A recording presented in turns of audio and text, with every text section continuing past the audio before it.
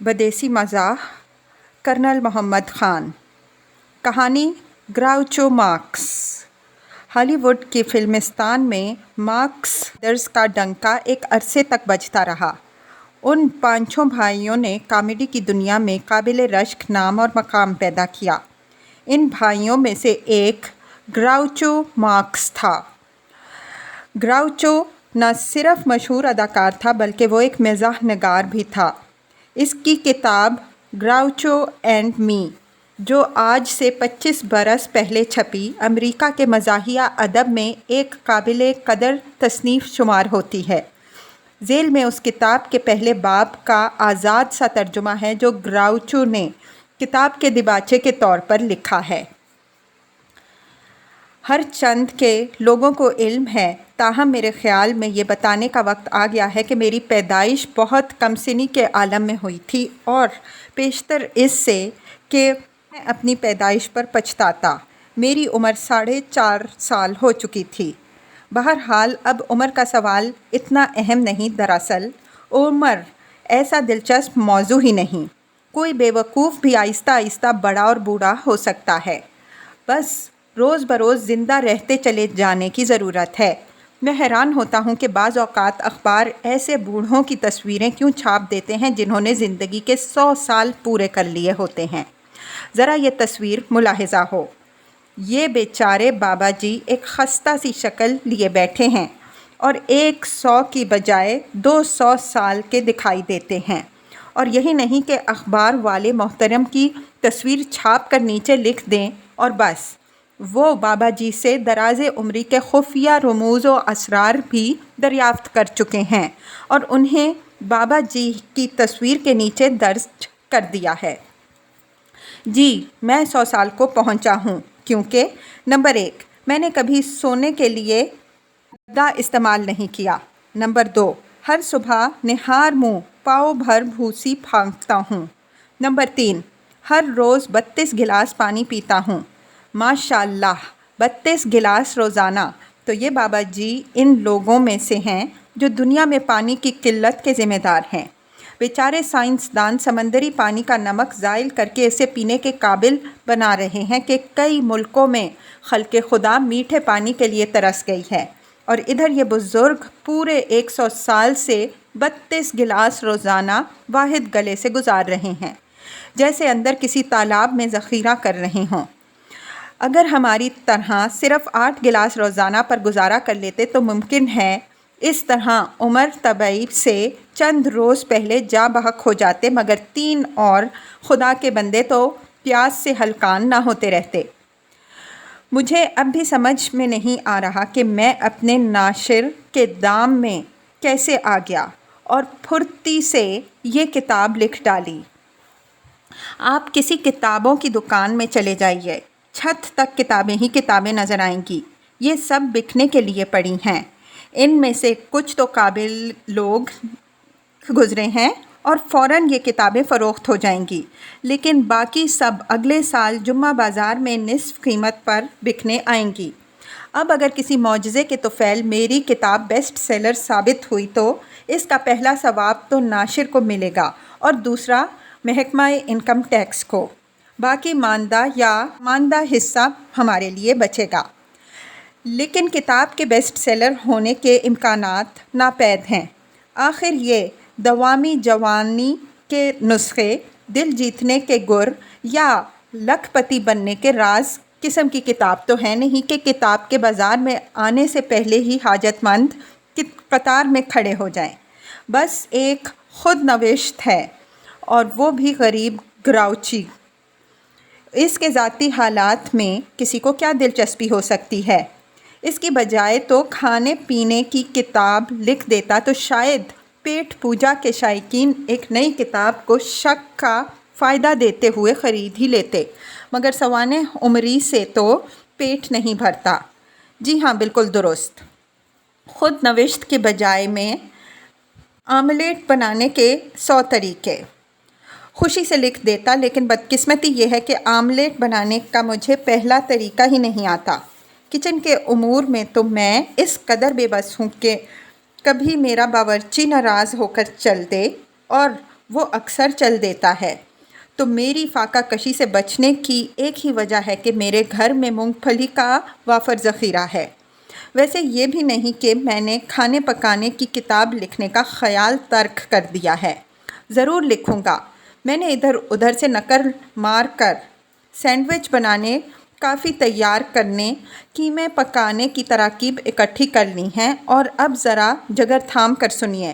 جدت کے طور پر میں نے یہ بھی سوچا ہے کہ اس کتاب کی فوری فروخت کے لیے ہر گاہک کو ہر جلد کے ساتھ ایک ابلا ہوا انڈا بھی دیا جائے گا، یعنی کتاب کے سر وقت پر رکھ کر پیش کیا جائے گا۔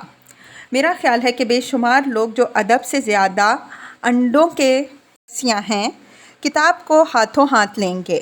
آپ کہیں گے کہ یہ خیال تو پاگل خانے کی پیداوار لگتا ہے۔ نہیں عزیز قاری، ایسا مت سوچو۔ تاریخ میں کئی ایسی جدتوں کا ذکر ہے جو ابتدا میں دیوانگی نظر آئیں، لیکن بعد میں نوع انسانی کے لیے نعمتیں ثابت ہوئیں۔ مثلاً آپ چوہے دان ہی کو لے لیجئے۔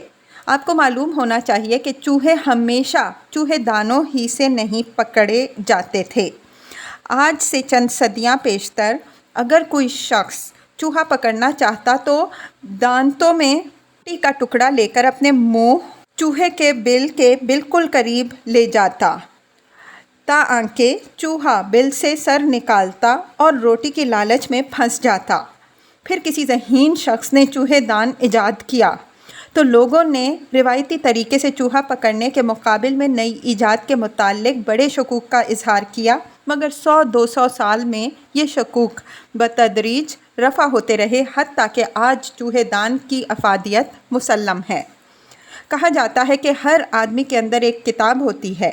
مجھے تو یہ بھی دوسری کہاوتوں کی طرح مشکوک سی بات ہی لگتی ہے۔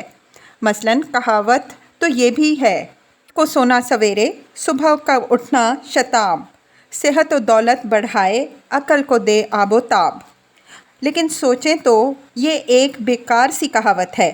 آپ جانتے ہیں کہ اکثر معقول لوگ رات کو 1 یا 2 بجے سوتے ہیں اور اگلے روز 3 بجے سپہر سے پہلے نہیں اٹھتے۔ اگر کوئی نوکر انہیں 1-2 منٹ پہلے جگانے کی کوشش کرے تو جاگتے میں ہیں اور نوکر کو برخاست پہلے کرتے ہیں۔ مذہبی ضرورت کے تحت اٹھنا دوسری بات ہے، ورنہ شوقیہ سحر خیزوں میں صرف عقرب اور مرغ ہی رہ جاتے ہیں۔ بہرحال آپ نے ایلن منرو کو بھی کبھی 6 بجے بیدار ہوتے نہ دیکھا ہو۔ بات ذرا لمبی ہو گئی۔ میں کہنا یہ چاہتا تھا کہ یہ کتاب لکھنے کی وجہ وہ کہاوت نہ تھی کہ ہر آدمی کے اندر ایک کتاب ہوتی ہے، بلکہ یہ کہ اپنی ذات کے متعلق لکھنے میں بے پناہ کشش ہوتی ہے۔ چنانچہ میں کچھ تو اس کشش کا شکار ہوا اور کچھ اپنے ہوشیار ناشر کا، جس نے میرے ہاتھ میں تھوڑا سا مانس تھما کر سبز باغ کے دروازے پر کھڑا کر دیا۔ مگر مصنف و ناشر کے لیے کتاب کے لکھے جانے سے اس کا بکنا زیادہ اہم ہے، اور بکری کے راستے میں 2 بڑی رکاوٹیں ہوتی ہیں۔ سب سے بڑی رکاوٹ خدا کی وہ اسفل مخلوق ہے جسے انگریزی میں براؤزر اور اردو میں ورق گردان یا مفت خواں کہتے ہیں۔ یہ شخص آپ کو کتابوں کی دکان میں نظر آئے گا۔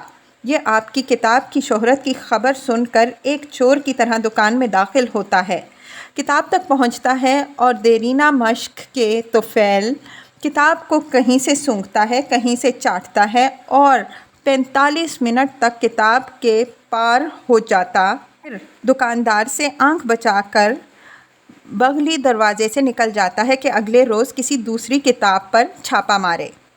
اگر مالک دکان اسے جاتا دیکھ کر اس سے پوچھ بیٹھے کہ حضرت کون سی کتاب چاہیے، تو کسی ایسی کتاب کا نام لے لیتا ہے جو چین تک سے نہ مل سکے، مثلاً دیوار چین کے معمار کا فلسفہ حیات۔ عجیب بات ہے کہ یہ شخص 40 روپے دے کر بڑے گوشت کے 1-2 کلو تو خرید لے گا، لیکن یہی رقم کتاب پر خرچ کرتے ہوئے 100 بار سوچے گا اور آخر چوری یا مفت خوری کو ترجیح دے گا۔ یہ کتاب شروع کرتے وقت میرا خیال تھا کہ خود نوشت ہی تو ہے، قلم اٹھاؤں گا اور لکھتا چلا جاؤں گا، لیکن جلد ہی احساس ہوا کہ اپنے متعلق لکھنا اور سچ لکھنا بڑا مشکل کام ہے۔ شاید کچھ خدا کے بندوں نے اپنے سوانح بالکل سچ مچ لکھ دیے ہوں، لیکن اکثر مصنف سوانح حیات رقم کرتے ہوئے دکھاتے کم ہیں اور چھپاتے زیادہ ہیں۔ نتیجہ یہ ہوتا ہے کہ ان کی کتابیں باتوں، گھاتوں اور آدھے یا پورے جھوٹوں کا ملغوبہ بن جاتی ہیں۔ بلکہ آج کل تو اکثر خود نوشتیں کسی دوسرے پیشہ ور قلمی مزدور سے لکھوائی جاتی ہیں اور ایسی کتابیں چلا چلا کر قاری سے کہہ دیتی ہیں، میں خود نوشت نہیں، غیر نوشت ہوں۔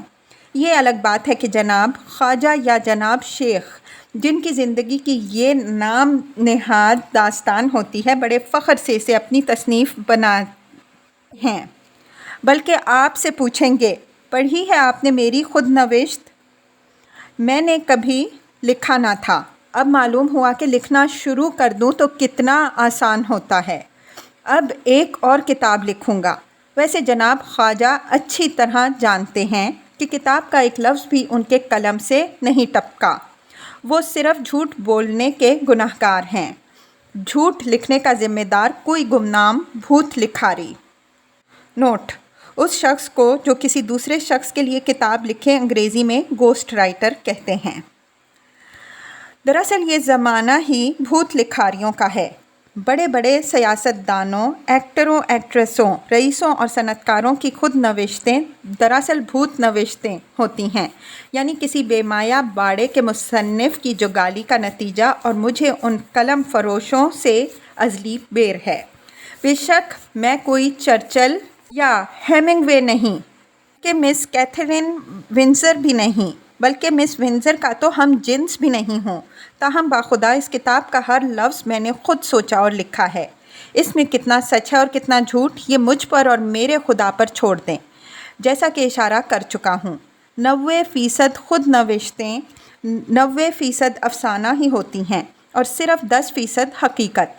اگر ان خود نوشتوں کے ہیرو اپنے متعلق سب کچھ سچ سچ لکھ دیں گے تو ان کی خونت کے لیے امریکہ بھر میں کافی جیل نہ مل سکیں گے۔ دروغ گوئی امریکہ کی بڑی صنعتوں میں سے ایک ہے۔ یہ نہیں کہ صاف اور سچی خود نوشت لکھی ہی نہیں جا سکتی، لکھی جا سکتی ہے، لیکن شائع بعد از مرگ ہی ہو سکتی ہے۔ مثلاً میں چاہوں تو اپنی زندگی کی ایسی سنسنی خیز سچائیاں بینک میں جمع کرا سکتا ہوں کہ میری موت کے بعد چھاپی جائیں تو امریکہ کی کتابی دنیا میں زلزلہ آ جائے، لیکن سوال یہ ہے کہ میرے بعد میری کتاب بیسٹ سیلر بھی ثابت ہوئی اور مجھے کیا ثواب پہنچے گا؟